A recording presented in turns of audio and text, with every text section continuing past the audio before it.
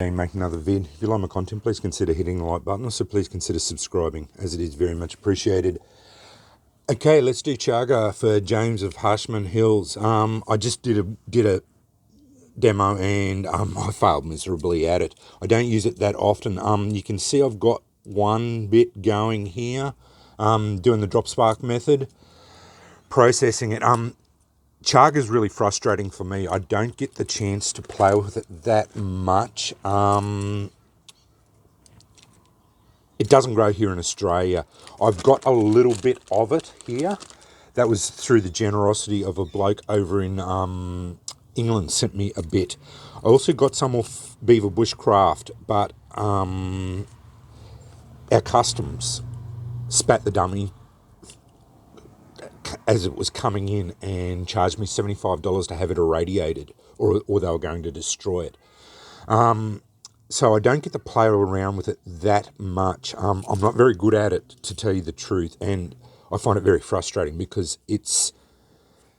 A lot of people say it's really easy to use, but I found it very difficult. It's a very hard tinder to play with. They call it a true tinder fungus. I find Amadou is a lot better. It takes spark so much easier than chaga does. Usual method. Go and watch Dom's tutorial. He obviously has had the chance to fool around with it a lot. He seemed to be able to do it really well. I'm not going to be able to do anything more than he can do. The usual way to do it is get your Swiss Army knife and process it. Use the saw and process it down to a fine dust. As you can see, I've got that. And then drop spark. So get yourself a little container or whatever. I was using a piece of paper bark, drop spark into it. So get your steel and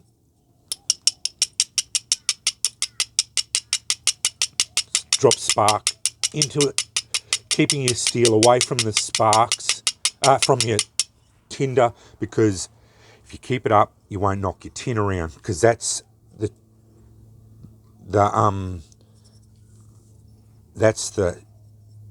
chance you're going to take with doing it this way. I've never had very much success with drop spark method because it just doesn't work for me. As you can see, I'm getting good sparks going in there, but it just is not picking it up.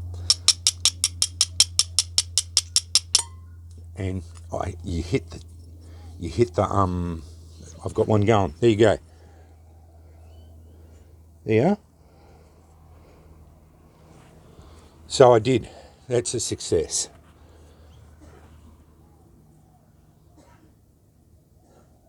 The idea then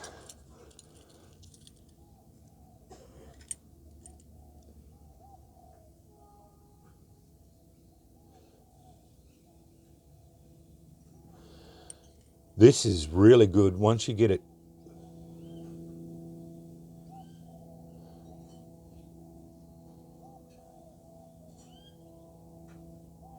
You transfer it into all the bigger bits.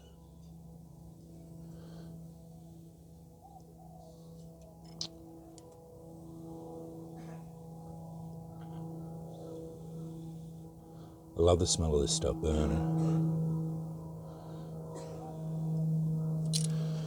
The idea is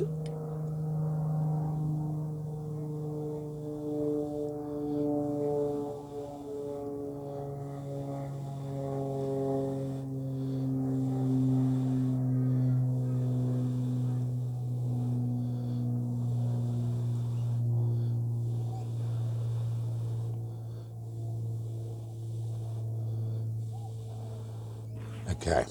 Now I've got that coal going. Well, that wasn't as dramatous as I thought it was going to be.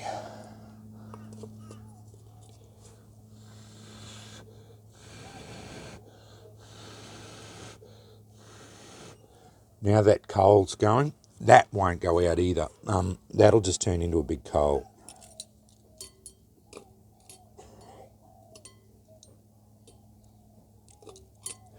I was using the cast over method before and it wasn't working.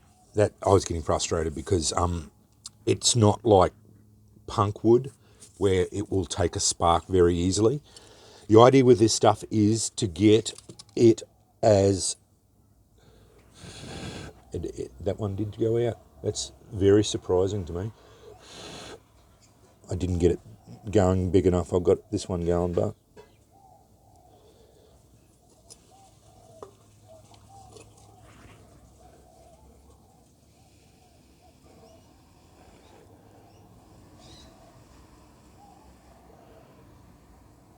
too busy talking and not and burning holes in my tinder mat.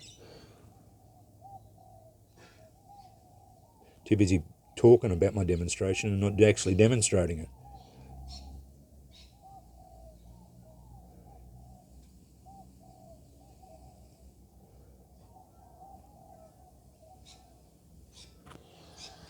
Once you get it going, normally it burns very, very hot and won't go out.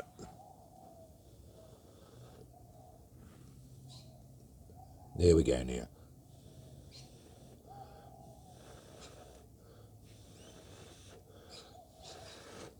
Okay. That's getting very hot too. Okay. Like that colourless bit.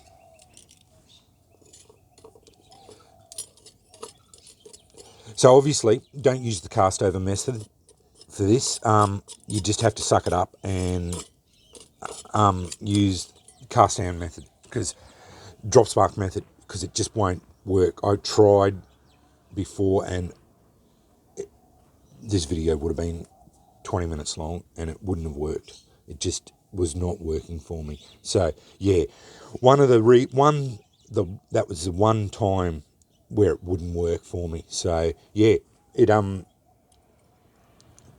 just have to adapt to the times.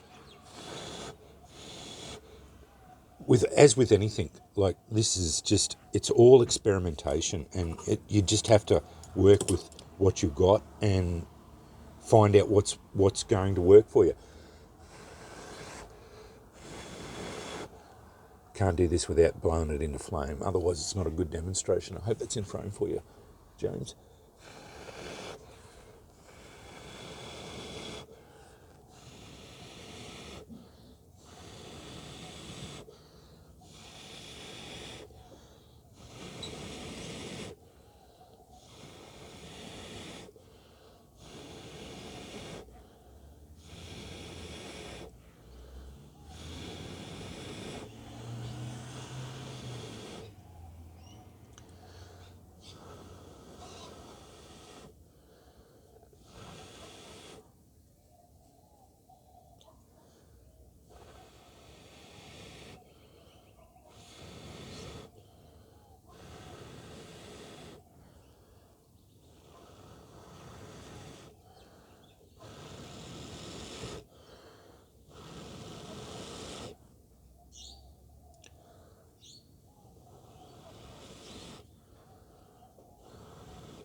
Mate, that's taken a while.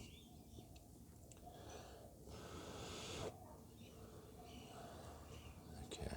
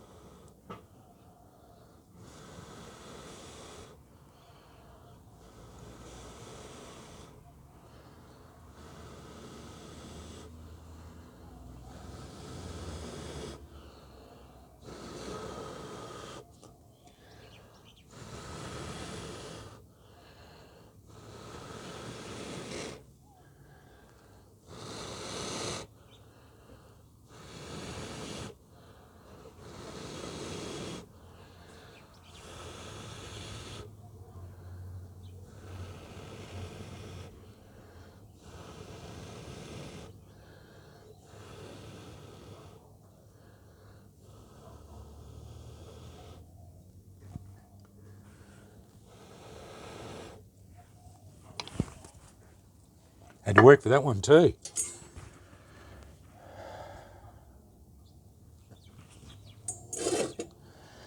Sorry about that, mate.